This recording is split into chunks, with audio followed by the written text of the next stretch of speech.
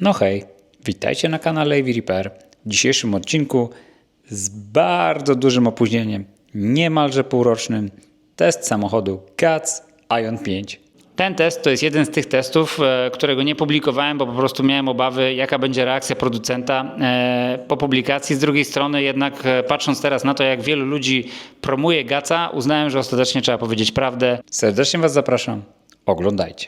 Delikatnie się przypromuję i zaproszę Was na stronę evrepair.pl, gdzie możecie kupić akcesoria, części, a przede wszystkim ładowarki do Waszych samochodów elektrycznych. Trzymajcie się, cześć! Słuchajcie, dzisiaj ja jadę GAC-kiem, jak to Adam Borusewicz pieszczotliwie nazwał samochody marki GAC.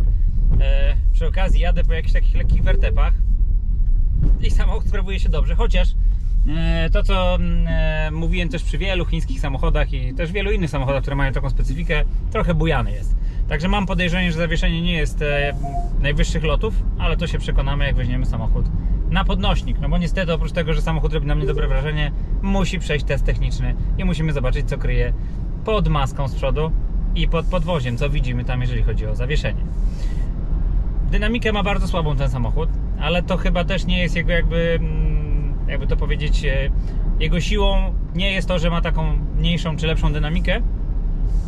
To jest samochód po prostu do takiej jazdy bardziej miejskiej. Co mi się w tym aucie podoba na pierwszy rzut oka? O, może tak, bo wsiadłem do niego dosłownie 10 minut temu. Podoba mi się to, że jest w miarę estetyczny, ale też nie do końca. Czyli mamy ograniczoną ilość guzików. Tak naprawdę w zasadzie guzików mamy tyle, co w standardowej Tesli. Czyli mamy dwa scrolle. Mamy po dwa przyciski, no trochę więcej niż w Tesli akurat w tym wypadku. I reszta jest ograniczona w zasadzie do dwóch ekranów, co już bardzo działa na plus, przynajmniej w mojej ocenie. Ekran jest bardzo podobny do tego, co mamy w Tesli. Bardzo, bardzo podobny, też wielkościowo. Mamy ten mały chiński, kurczę, niestety ekran, który występuje w tych większości chińskich samochodów, który wygląda trochę jakby był kupiony na AliExpress. Tutaj pozostaje moja opinia na temat tego absolutnie niezmienna. Bardzo na plus tego samochodu działa sposób wykończenia. Na plus i na minus, aczkolwiek w mojej ocenie troszeczkę bardziej na plus, z tego względu, że mamy dużo takich materiałów, które symulują troszeczkę lepszej jakości wykonanie.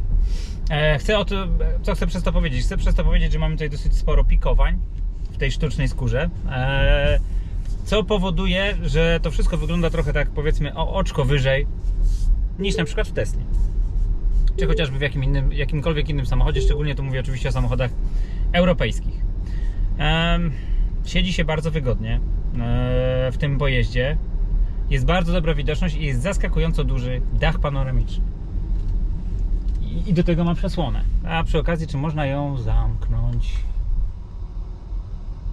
Nie wygląda na to. Jeszcze sprawdzę sobie to dokładnie.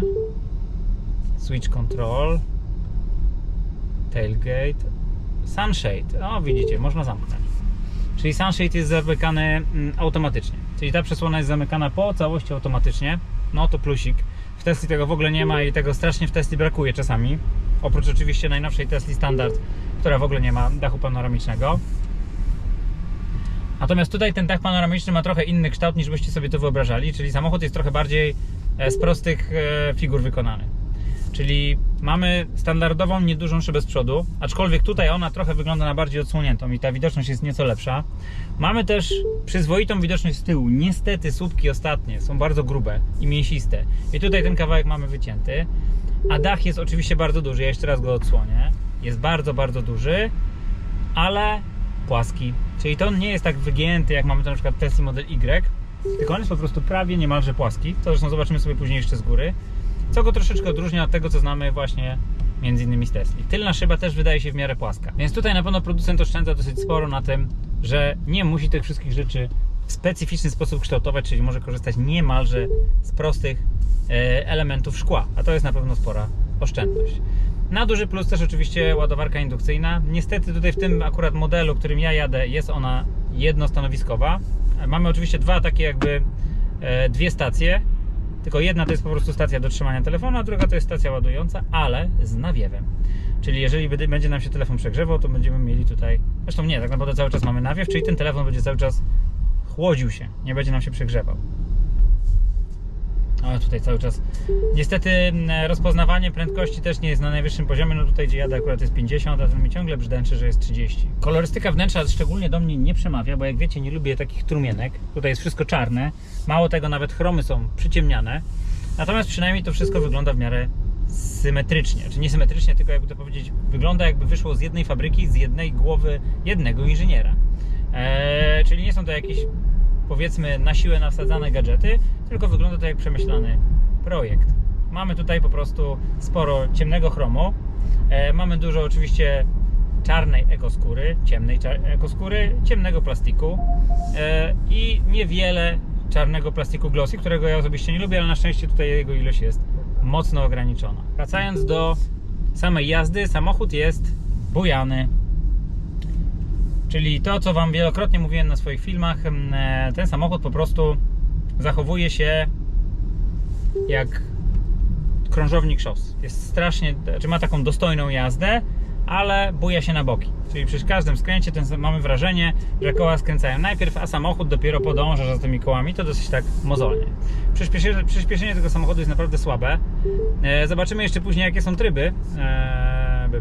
Driving Energy Consumption, Power Safe, dobra, Comfort. No, trochę lepiej. Ale to nie jest Tesla Model 3 Performance, to nie jest samochód, który zwala nas z nóg swoim przyspieszeniem. Z drugiej strony pozwala mieć to nadzieję, że jego układ napędowy przeżyje trochę więcej niż na przykład w Tesli Model S. Ale też nie ma się czego wstydzić. Martwi mnie troszeczkę to, że odgłosy z zewnątrz trochę bardziej słychać w momencie, kiedy jedziemy ponad te 80 na godzinę. Niemniej samochód prowadzi się pewnie. Ja trochę siedzę nisko, muszę sobie też siedzenie przestawić, pewnie pani prezes to trochę namieszała. O, to już jest max. Kierownica ustawiana manualnie. No ale odczucie mam takie, że napęd jest naprzód. Ja w ogóle nie wiem, bo tego samochodu nawet nie odbierałem. Przez ostatnie parę dni męczyła mnie choroba i w ogóle nie zajmowałem się tym samochodem. Więc nawet nie sprawdziłem, czy napęd jest naprzód, czy na tył, ale ewidentnie czuć, że ma napęd naprzód. Sprawdzimy, jak jest w rzeczywistości i czy jestem taki dobry, jeżeli chodzi o wyczuwanie tego typu historii. Przy napędzie naprzód tym bardziej mnie nie dziwi, że producent oszczędza trochę go na przyspieszaniu, no bo wiadomo, że przy skręconych kołach przeniesienie napędu dostaje mocno w tyłek w momencie, kiedy przyspieszamy. Trochę głośno jest w środku, powiem Wam.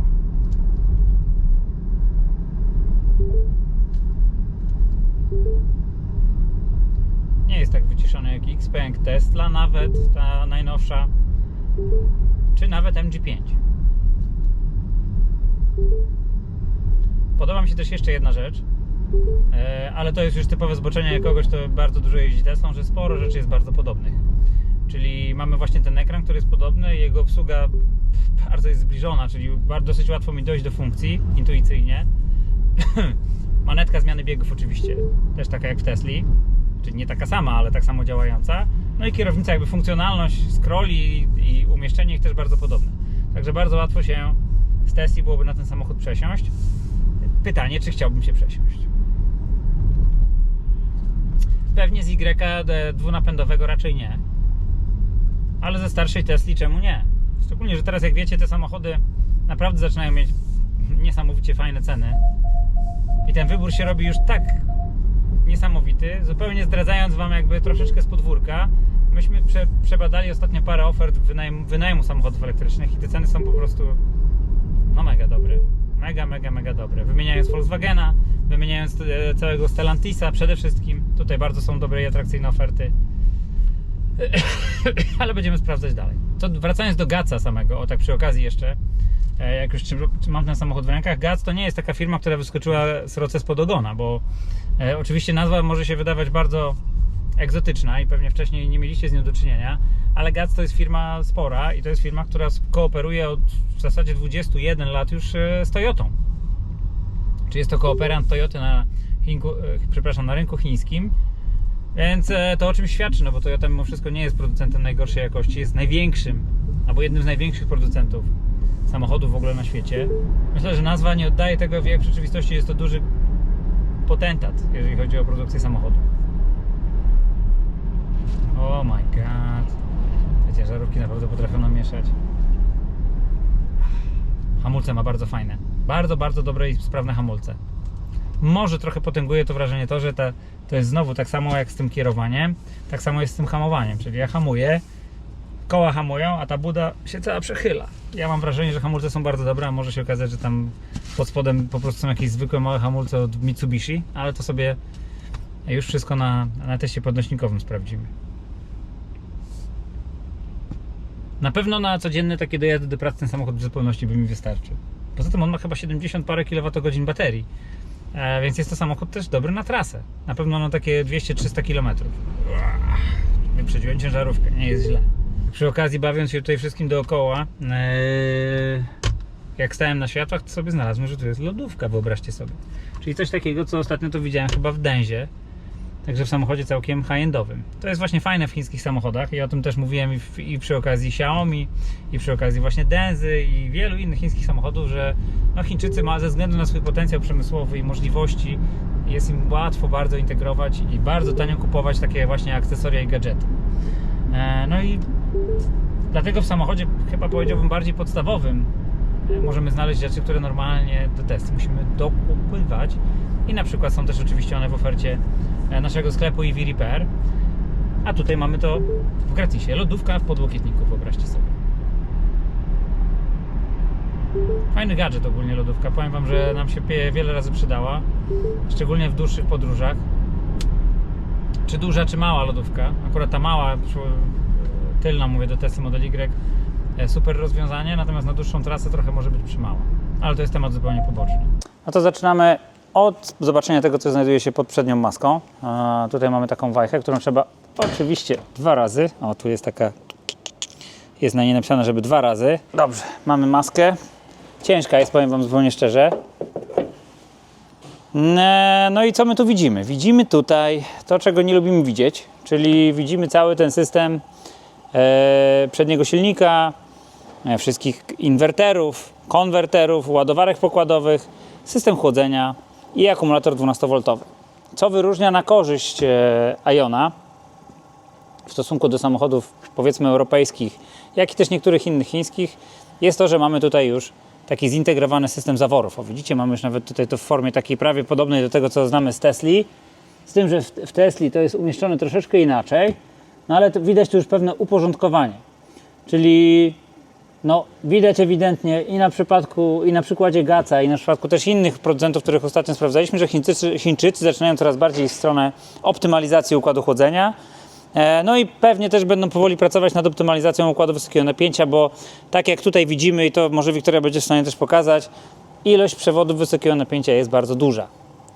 Tak, i one tam się plączą, zawijają, więc to jest tak naprawdę niepotrzebne zużycie materiału, które przy odpowiednim zoptymalizowaniu długości tych przewodów, naprawdę tutaj można byłoby dużo w tym zakresie zrobić, spowodowałoby, że to wszystko byłoby tańsze, ale zakładam, że korzystamy tutaj po prostu z jakichś platform, dlatego też tak się właśnie dzieje. Tutaj widzimy pierwsze symptomy prawidłowego działania. Tutaj nie wiem, czy jesteś w stanie pokazać nam głębiej, jak to wygląda.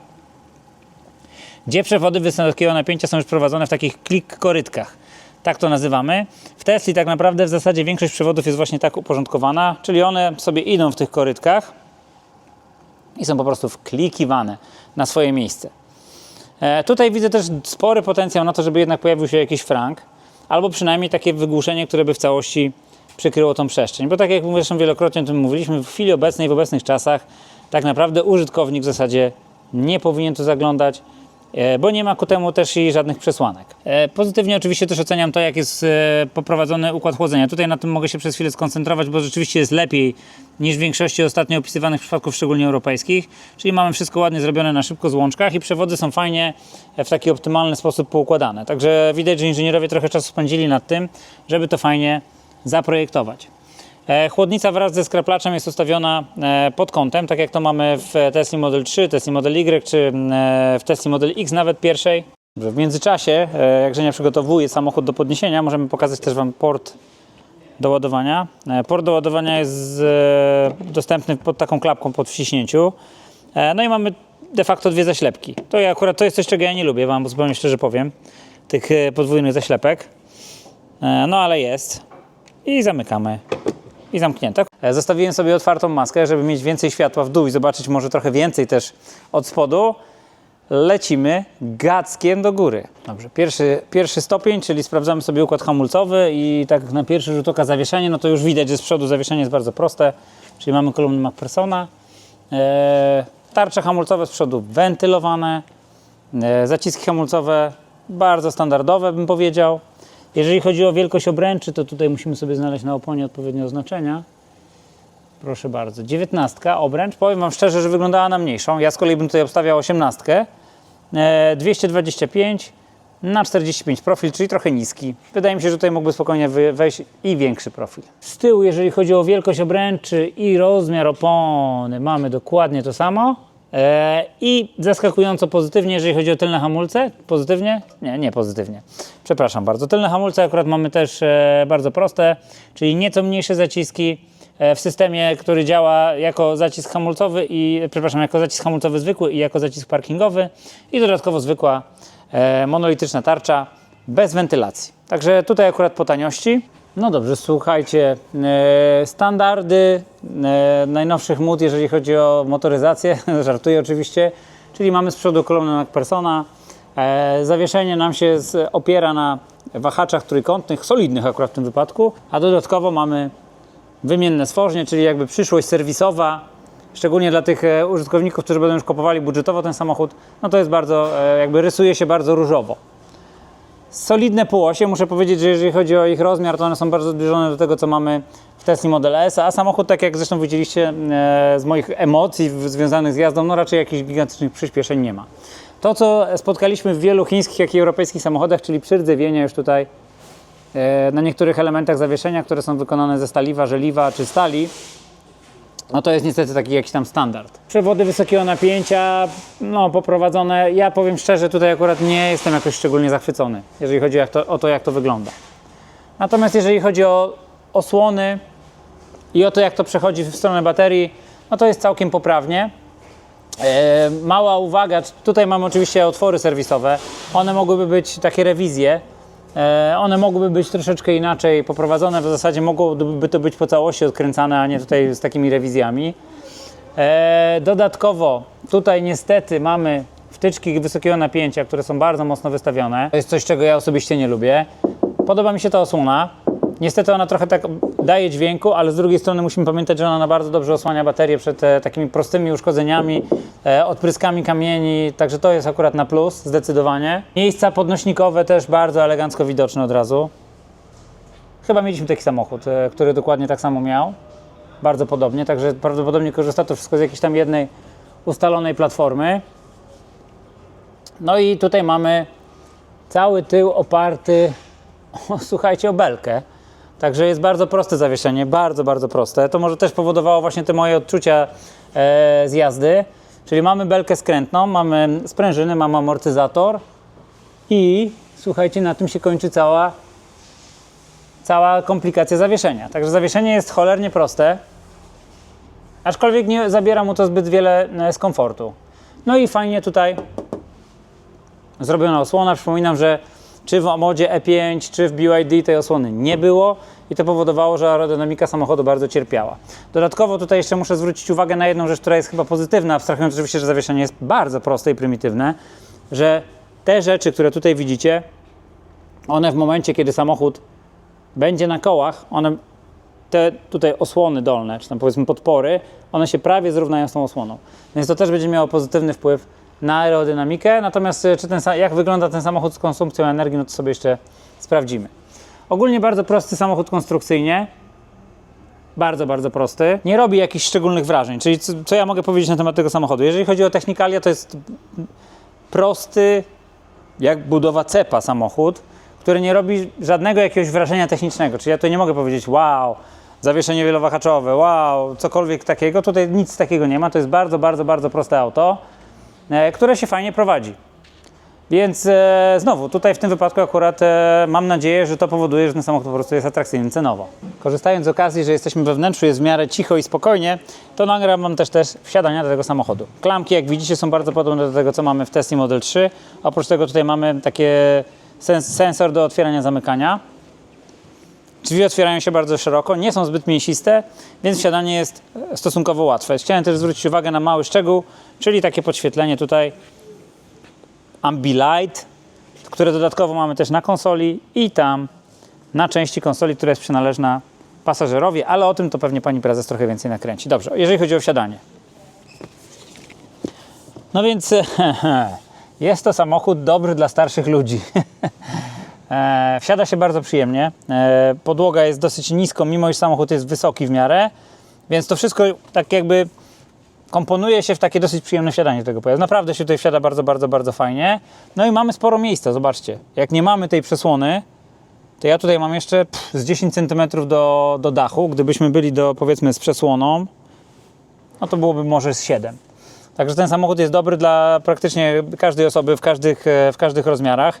Jedna rzecz, której nie lubię, ale ona już praktycznie jest standardem w chińskich samochodach, wygląda na to, że oni po prostu mają takie zwyczaje lub mają taki po prostu do wykorzystania takie konstrukcje. Ta konsola środkowa. Podoba mi się to, co zrobiła ostatnio Tesla, że usunęła tą konsolę w tych modelach standard. Niedobrze, że konsola jest. Fajnie, że ma bardzo fajnie i dobrze widoczną ładowarkę. Chyba jeden z lepiej umiejscowionych ładowarek, jak można sobie wyobrazić. I fajnie, że ma to wnętrze. Czyli nie fajnie, że konsola, ale fajnie, że jak już to taka. O, może tak delikatnie podpowiem. Siedzi się, no, bardzo komfortowo. Ja co prawda, dobra, to jest odsunięte na maksa siedzenie. Czyli ja tutaj mogę praktycznie wyprostować nogi. No i teraz, jak mam odsunięte na maksa siedzenie, to pozostaje nam sprawdzić, jak tam czuje się ten biedny pasażer z tyłu. O, drzwi tutaj się otwierają, zobaczcie, 90 stopni praktycznie. Jest niewiele brakuje do 90 stopni. No i proszę bardzo, mam fotel odsunięty na maksa, przypominam. Ogólnie chińskie samochody mają to do siebie, że one jakby faworyzują tych ludzi, którzy siedzą z tyłu, a niekoniecznie tych, którzy prowadzą. Ten, który prowadzi, to jest kierowca i on po prostu pracuje, a ci, którzy siedzą z tyłu, korzystają jakby z tego samochodu jako środka transportu. Więc może w Chinach po prostu jest taki styl i tak, co się przyjęło. No i tutaj, powiem wam, miejsca jest cholernie dużo. Bardzo, bardzo dużo miejsca. I z tej strony dopiero widać, jak bardzo fajny jest ten szyberdach, przepraszam, ten dach panoramiczny. Co my tu mamy jeszcze ciekawego? O, zobaczcie. Jeszcze jedna rzecz, której też w samochodach europejskich możecie nie zaznać. Mamy tutaj taką wajchę, co prawda ona jest sterowana automatycznie. Ja się właśnie przyglądałem w bagażniku temu, jak to wygląda, mówię, jak to działa, nie mogłem tego odkryć, teraz dopiero to zobaczyłem. To mamy taką wajchę i kładziemy sobie fotelik. Idzie do góry. Działa to oczywiście trochę tak mechanicznie, trochę powiedzmy z oporem, trochę to stuka, ale no co tu dużo mówić. Samochód jest po prostu pod tym względem fajny.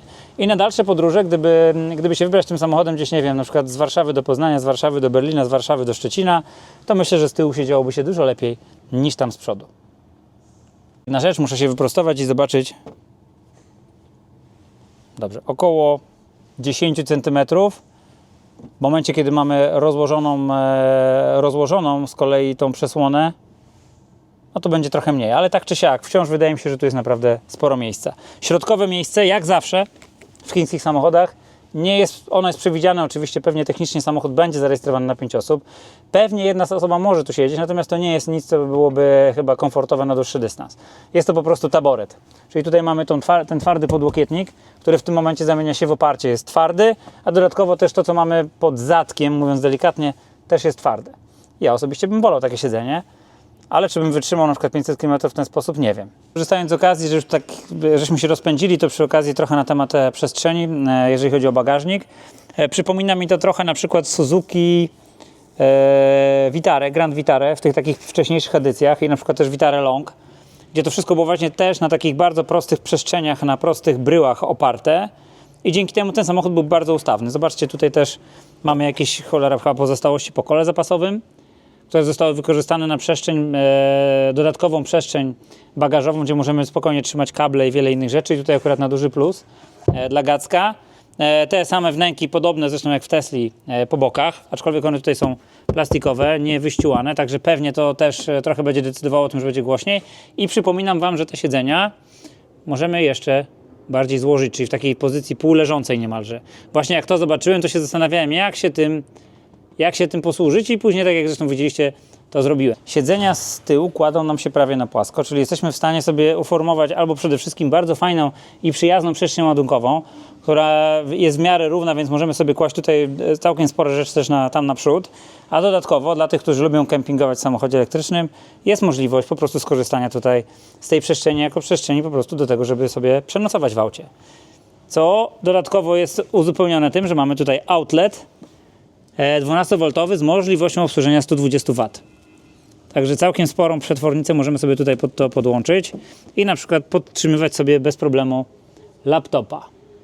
Cała konstrukcja jest bardzo, bardzo prosta. Powiedziałbym, ta przestrzeń ładunkowa jest taka, bardzo prosta, a z drugiej strony, dzięki temu bardziej odporna na wszelkiego rodzaju zabrudzenia i tego typu historie. Klapa tylna jest otwierana i zamykana elektrycznie.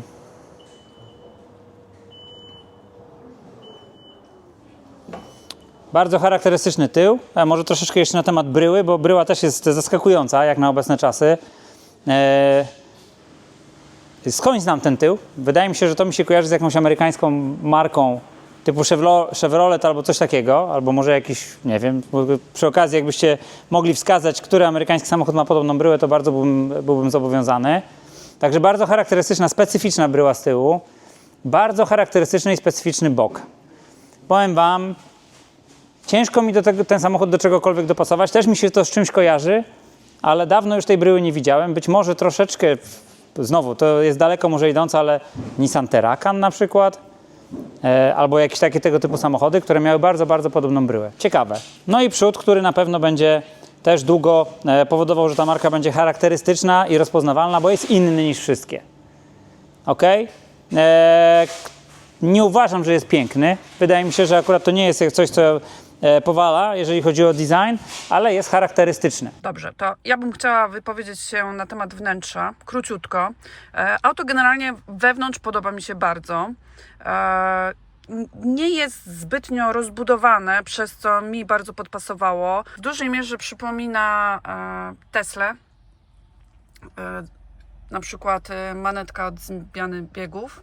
Ma 2 ekrany, aczkolwiek ten zupełnie nie przeszkadza, jest nawet, powiedziałabym, całkiem przyjazny, pokazuje prędkość.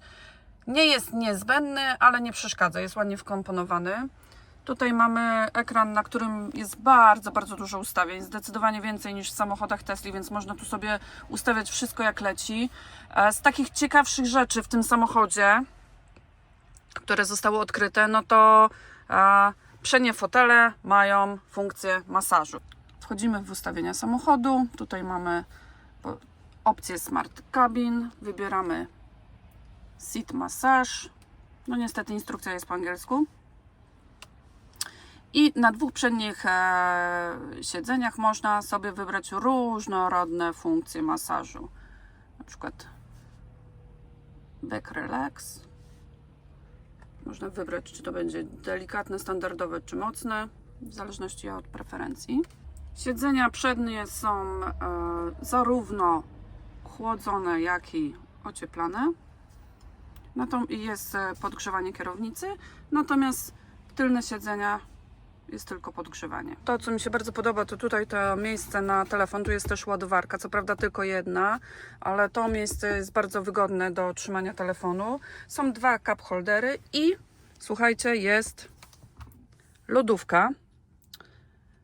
Ale to nie tylko lodówka, jest to też miejsce, w którym można podgrzewać produkty i zaraz Wam to pokażę na ekranie.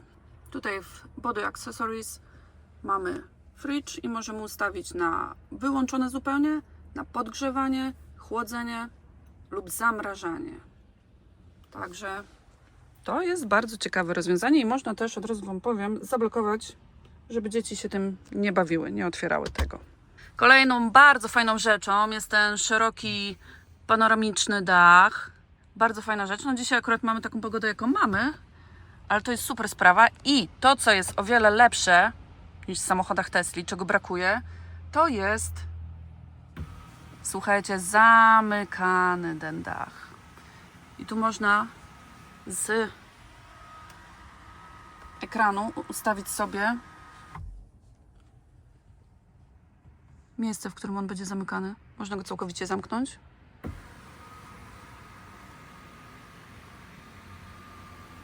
I to jest rewelacja, kiedy mocno świeci słońce, więc nam się nie będzie nagrzewać, jak w samochodach Tesli na przykład. Szklany dach. A można też sobie całkowicie lub częściowo otworzyć. Także to jest super, to jest coś, czego brakuje mi w moim samochodzie. Tutaj mamy gniazdo USB i USB-C oraz 12V gniazdko. I takie miejsce, żeby rzucić sobie torebkę. Bardzo fajne.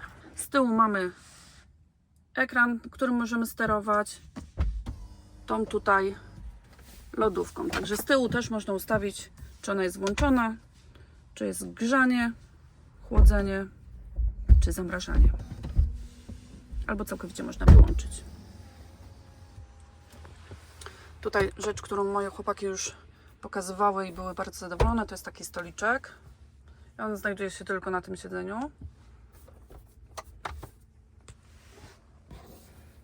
Gazetownik i skórzane fotele, ale skórzane fotele, które na pewno nie są łatwe w czyszczeniu. I tutaj też taki sztywny z kolei gazetownik. Na środkowym miejscu mamy uchwyty na kubki, ewentualnie żeby rzucić telefon w miejsce. Samochód z tyłu ma bardzo dużo miejsca, jest bardzo wygodnie, a przy fotelu z przodu odsuniętym do tyłu, zobaczcie ile tu jest miejsca na nogi, od groma po prostu, także to bardzo wygodnie się z tyłu jeździ. No i rzecz, o której my często wspominamy, że brakuje z przodu, no to są te uchwyty, tak zwane rączki. Cykorłapki. Jak? Cykorłapka to się Cykorłapka, okej, dobrze. No, cóż, potwierdzam.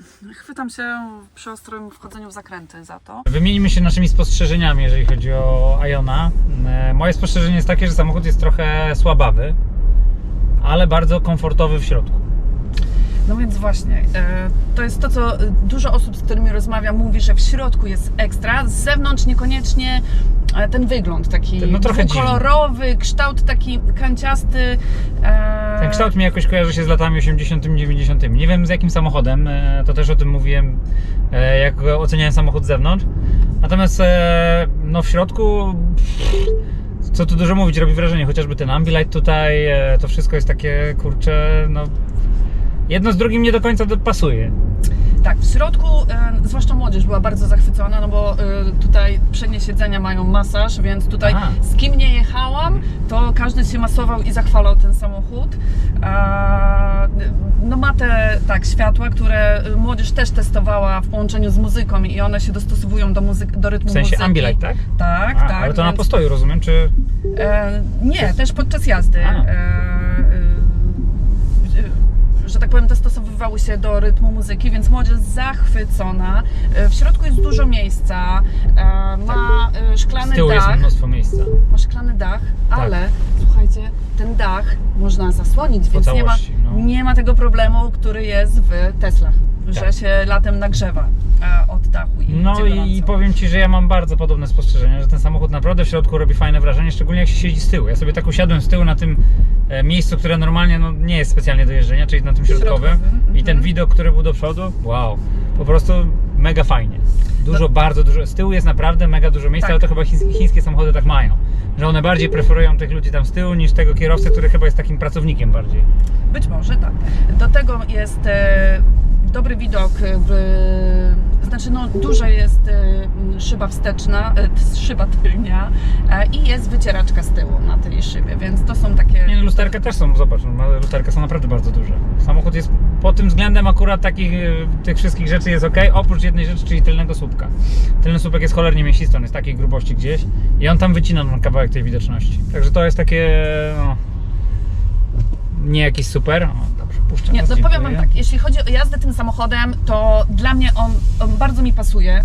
Tutaj jeszcze układ tej konsoli środkowej z ładowarką. No tak, ładowarka jest bardzo fajnie ustawiona. Tylko zauważ, że jest tylko jedna ładowarka. Tak. To jest trochę na minus, ale oprócz tego, że jest wentylowana. Tylko jest jeden taki szkopuł, a mianowicie raz, że mamy te dobijanie, czyli jak jedziemy po tych przeszkodach, to ja to nazywam grą w tenisa. Czyli taki dźwięk odbijania rakietą piłki tenisowej. To jest jedna rzecz i oczywiście takie odczucie do bicia. To takie wrażenie, jak się przejeżdża przez te przeszkody, tak jakby sprężyna, tak jak sprężyna się odbija i tak To jest to. I to w zasadzie w sumie wszystko jeszcze później powoduje, że ten samochód jest taki, jakby to powiedzieć, bujany. Taki... Ja właśnie nie odczułam tego, żeby on tak mocno bujał. No to ale zobacz, hamuje. Najpierw hamują hamulce, później buda. Zauważyłeś to czy nie? Nie. No to ja to zauważyłem i dlatego później też, ja najpierw zaryzykowałem taką tezę, że zawieszenie jest powiedzmy tam prostsze na MacPhersonach i tak dalej, no i to rzeczywiście się potwierdziło, dobrze. Ale teraz musimy zrobić test zawieszenia, jak on sobie radzi w prawdziwym terenie, który mam nadzieję przejedziemy w ogóle, bo trochę deszczy było ostatnio. Także jedziemy na nasze standardowe miejsce, żeby każdy samochód przejechał tą samą mękę. Efekt zrywania, no bo mamy napęd naprzód. Na razie jest spoko, ale też i droga jest spoko. Ona jest spoko do czasu oczywiście. Zaraz się zacznie tutaj jazda.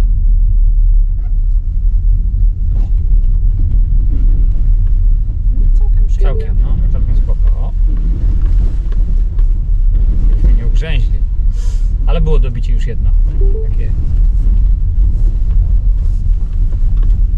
Cierpię razem z zawieszeniem.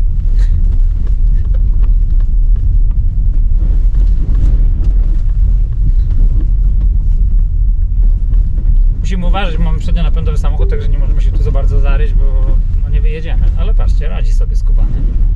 Muszę powiedzieć, że jestem zaskoczony, jak sobie radzi.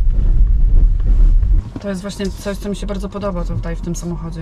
Tak, czyli... Ten system kamer. Ale on był bardzo podobny w ostatnim testowanym samochodzie, czyli w MG5 też chyba było bardzo to jest podobny. coś, co mi brakuje w Tesli, nie? Na przykład No, tego a jeszcze widoku z 3D? góry. Pyk. Tak, i on ma też... O, proszę.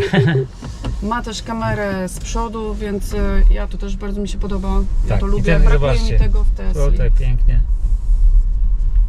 Na obrazku wygląda lepiej niż w rzeczywistości. Przynajmniej ma taką kolorystykę jednakową, a nie dwukolorową. Nie no, przyjechaliśmy, powiem wam, nie chcę powiedzieć, że wymagający teren, no bo my mamy na to inne spojrzenie z panią prezes, bo myśmy startowali w rajdach terenowych. Jeździliśmy bardzo mocno agresywną terenówką w bardzo ostrych rajdach. Także takie było to nie było to. Takie było to nie było to, ale no to jest samochód, który jest prawie że osobowy, więc no i nie ma napędu na dwie osie, także... Oh, Nie jest źle. nie jest źle, nie jest źle. Jest, powiedziałbym, nawet dobrze. O, teraz było dobicie, widzisz? Tak, to To jest to, o czym mówię, takie, że piu, rozciąga tą sprężynę tak bardzo gwałtownie. Od 0 do setki, tryb sport. Szału nie ma. Ciału nie ma.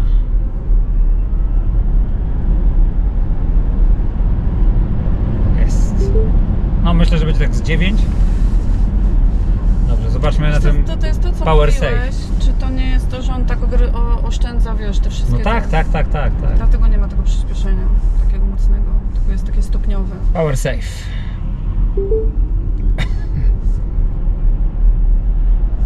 No, ewidentnie czuć, że safe. Safe. Nie wiem czy safe, ale na pewno power safe. Teraz nakręcimy w naszym standardowym miejscu promień skrętu. Promień skrętu.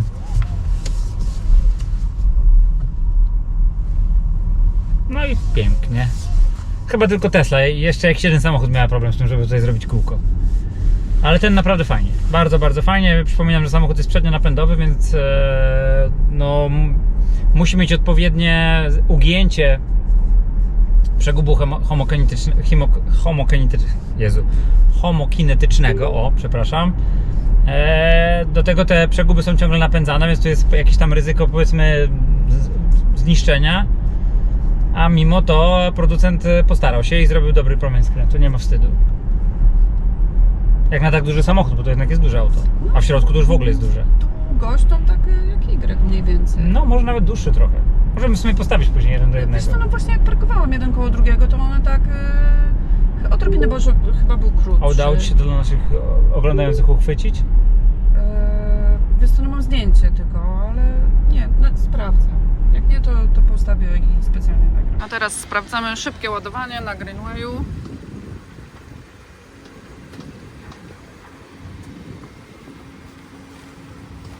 Zobaczymy, jaką pokaże moc.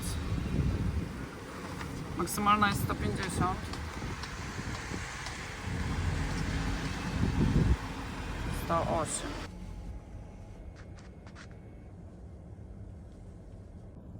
Poziom naładowania jest już powyżej 80% i ładowanie zwolniło do 86 kW. Przy okazji testu autopilota testujemy sobie samochód przy prędkościach powyżej 100 km na godzinę. Jedziemy właśnie ekspresówką S7, dobrze pamiętam? Tak. I powiem Wam, że mi się ten samochód pomimo podwójnych szyb wydaje trochę głośnawy. Ja nie mam takiego odczucia. Nie ma takiego szumu przy szybach, jak mamy w niektórych samochodach. A nie no, szumu jak na przykład w starych S-kach, gdzie na przykład nie wiem, nieszczelne były szyby, czy tam niedociśnięte odpowiednio, to jasne, że nie. Ale mi się wydaje, że te dźwięki z zewnątrz trochę jednak do nas dochodzą bardziej niż na przykład chociażby w najnowszej Tesli Model Y. Nawet i w starszej.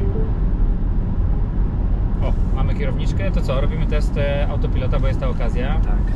Dobra, 2 razy dźwigienka, 110 i puszczam kierownicę, zobaczymy jak będzie się autopilot zachowywał.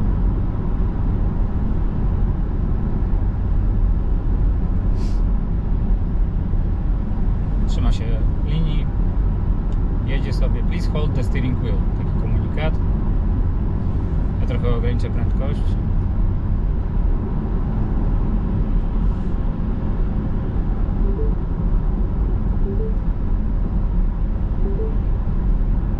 Teraz na czerwono. Please hold the steering wheel.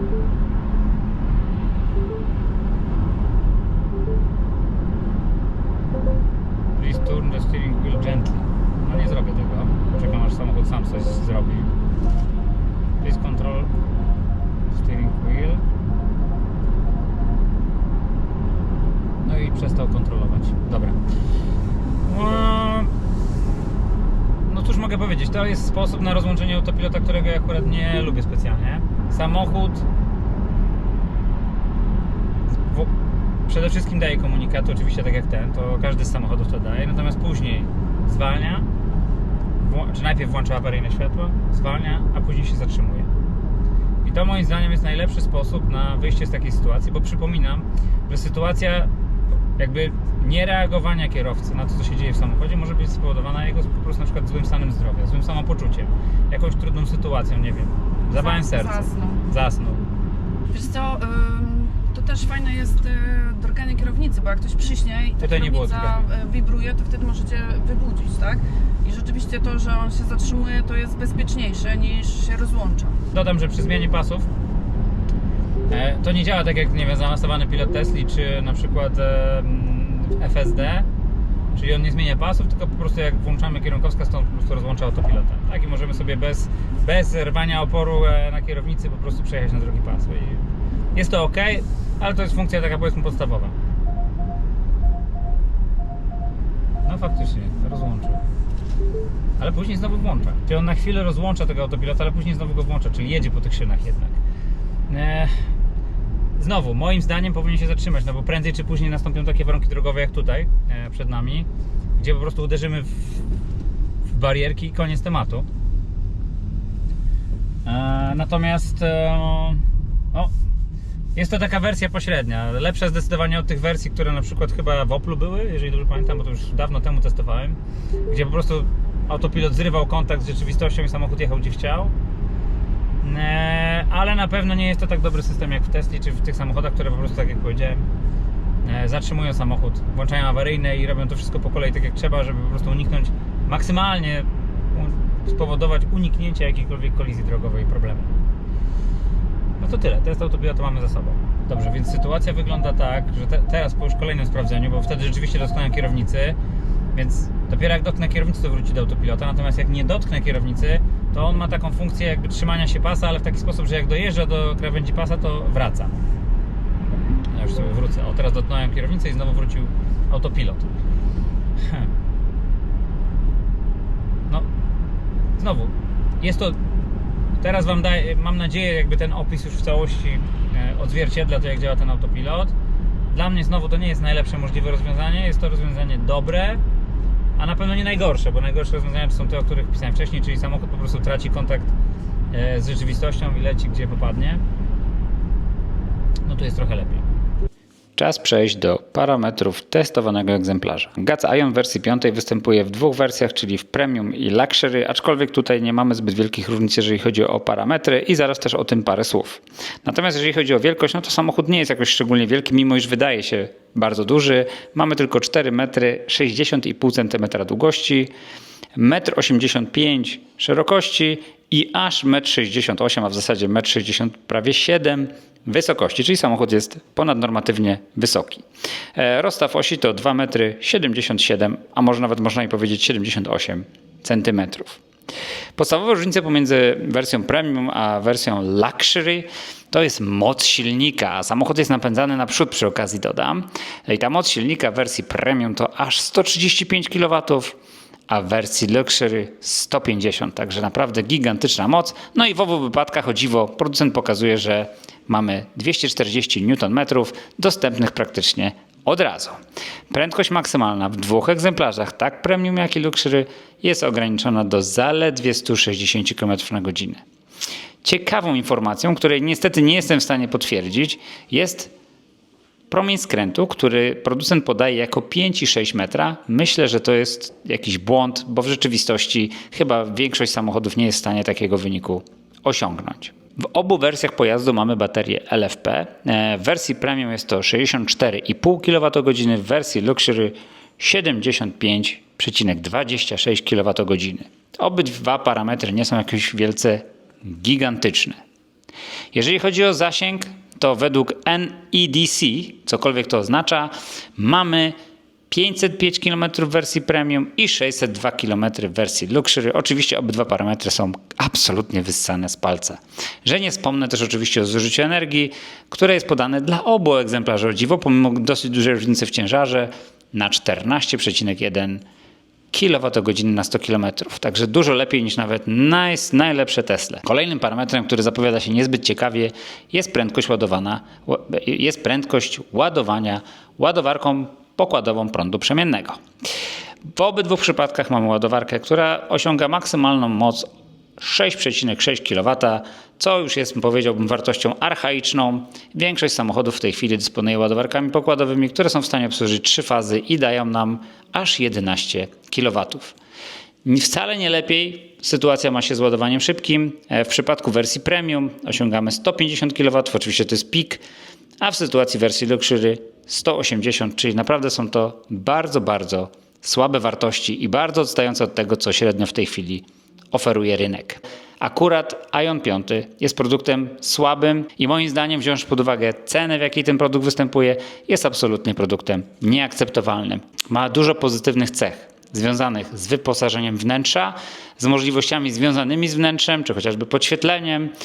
Natomiast jeżeli chodzi o parametry techniczne, zawieszenie, baterie, moc i te wszystkie inne parametry, które są dosyć ważne, w szczególności dla europejskiego użytkownika, mógłbym powiedzieć niemalże o dyskwalifikacji. Słuchajcie, dziękuję Wam za oglądanie i serdecznie zapraszam do subskrybowania naszego kanału, bo Wasze subskrypcje to jest dokładnie to, co napędza nas do cięższej pracy. Trzymajcie się, cześć.